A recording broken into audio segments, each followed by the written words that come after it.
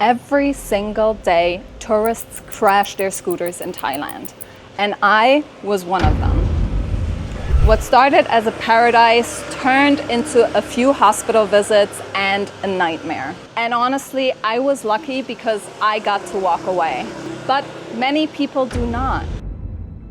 Here's the truth. Thailand has one of the highest rates in the world. Over 14,000 people died in motorcycle crashes in Thailand in 2024 alone.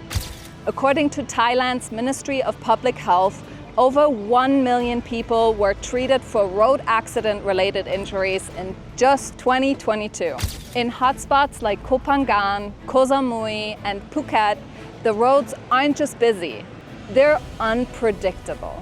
Between loose gravel, reckless drivers, and untrained tourists, every ride is a gamble. So, is riding a scooter in Thailand actually safe? And how can you protect yourself from turning your holiday into a nightmare? Watch until the end for practical tips on how to keep safe on the roads of Thailand. Let's be real, if you're coming to Thailand, you're probably going to rent a scooter. It's cheap, it's fast, it's fun, and it feels like freedom. Until it doesn't. Every tourist thinks they've got this. It's just a scooter, right? How hard could it be? I thought I was driving very careful, but nothing prepared me for what happened next. I didn't just crash my scooter in Thailand. I crashed my confidence, I crashed my itinerary for the island, and yeah, I nearly crashed my entire trip. 3 weeks ago, I crashed my scooter in Thailand, right here in this spot. I was riding carefully, I was not speeding, but I lost traction. The next thing I remember was lying in the middle of the road, sharp pain in my belly, blood on my arm and my feet, and some of the people sitting in the cafe behind me came running over, helping me up, getting my scooter out of the way, and Larry came rushing here to take me to the hospital. At the hospital, the nurse told me they see up to 80 scooter accident victims per day. That number totally shocked me. But after going back to the hospital a couple more times, I started to believe it. Every time I went to the hospital to get my bandages changed, I saw new people. Tourists, locals, all limping, bleeding, bandaged. It wasn't just me. This is happening constantly. Many of the people we spoke to in the hospital did not have insurance, and they looked helpless, honestly. One girl was crying because she couldn't afford the surgery. She was in so much agony, and I felt so awful to see what she was going through. My hospital visits only cost about $200 altogether, but the difference is that I did have health insurance. And in that moment, that relieved so much pressure for me. We use Genki, a health insurance made specifically for digital nomads. It covered all of my hospital visits and all of the bandages that I needed to get from the pharmacy, which actually did add up. Having insurance gave me so much peace of mind, and I was able to just focus on recovery rather than stressing out about how I will pay my bills. Another great travel health insurance is Safety Wings. You can find more about these health insurance in the description section below. Both of these companies offer different plans and have great options, whether you're traveling for just a month or even long-term over a year. Here's what they don't tell you at the scooter rental shops. A lot of the roads are covered in sand, and especially on the curbs. It is so incredibly dangerous, and you can even fall while you're driving carefully, which is exactly what happened to Charlie. So here is quite a bit of sand, and you can just like kick that around, right? And that's enough for you to slide on this sand with your scooter. Unfortunately, many people do not follow traffic rules. People blow through red lights, accelerate and speed past you, and even taxi drivers overtake you so fast that it is almost like they're trying to run you off the road. No lie.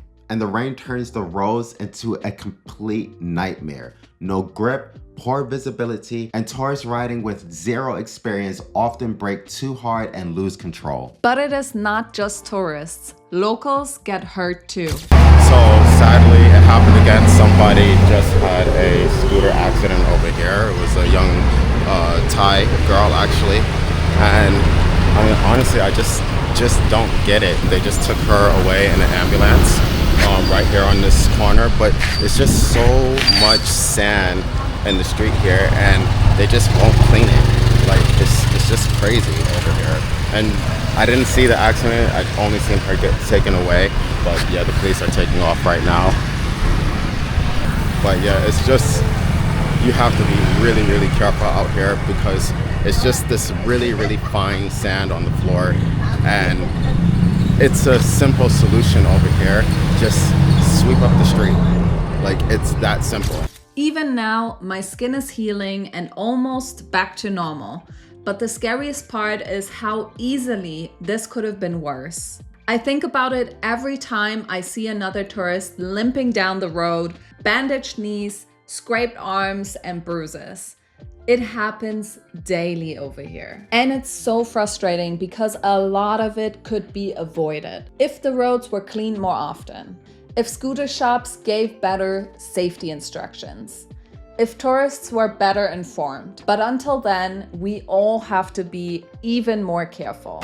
Look, we're not telling you not to ride a scooter while you're in Thailand. We still ride a scooter, but if you're going to do it safely. So here are 5 practical tips that can literally save your life. Wear a helmet, always. Out of the 14,000 people who died in 2024, 84% of them did not wear a helmet. In Southeast Asia, it is shockingly common to see people, locals and tourists, riding around with no helmets at all. And it totally blows my mind. Yes, the helmet may be a little bit inconvenient. It's hot, it messes up your hair, or maybe you're just going around the corner and you think it's not necessary.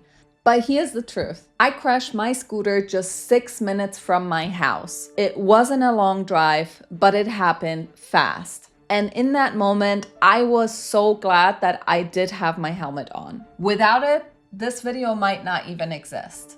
No matter how short the ride, no matter how convenient you feel, wear the damn helmet. Every single time, your life is worth it. Choosing the right scooter. Not all scooter rental shops are a great choice. Always rent from a reputable company with strong Google reviews and clear signs that they are maintaining the scooters well. That means working lights, solid brakes, clean tires. Also, go for a scooter that has at least 150 cc's. Yes, it's a bit more expensive than the smaller ones, but they give you extra power and more control. And it gives you the ability to handle Thailand's steep hills safely. And when you are riding in unpredictable traffic and rough roads, that makes a huge difference. This isn't about comfort, it's about staying alive. Practice first. If you've never ridden a scooter before, practice a little bit first before you jump into the chaotic roads of Thailand. Find a quiet road, practice turning, practice stopping. Riding a scooter is not as easy as it looks. International's driver's license. Before you even leave your home country, get an international driver's license that allows you to ride a scooter. You will be pulled over in Thailand and you could be fined if you do not have one. And if you crash a scooter without having an international driver's license, that can get really expensive. Ride slow. Some locals zip through traffic like they're in Fast and Furious. Some reckless tourists try to keep up with them, but don't be one of them. You're not here to race, you are here to explore and enjoy your time in Thailand. So ride slow, stay alert, and watch for sand, potholes, wet roads, and unpredictable traffic. And never ever let anyone pressure you to go faster than you feel comfortable. Take your time because your life depends on it. Avoid rain and darkness. Avoid riding in the rain or at night unless you absolutely have to. No matter how confident you feel, you are one slip away from ending your trip early. And obviously never ride under the influence of alcohol or drugs. Security deposits. For the most part, there are only two ways to leave a security deposit for a scooter rental in Thailand. That is to leave a cash deposit between 3,000 to 7,000 Thai baht, or leave your passport with the rental business, and then you will get it back when you return the scooter.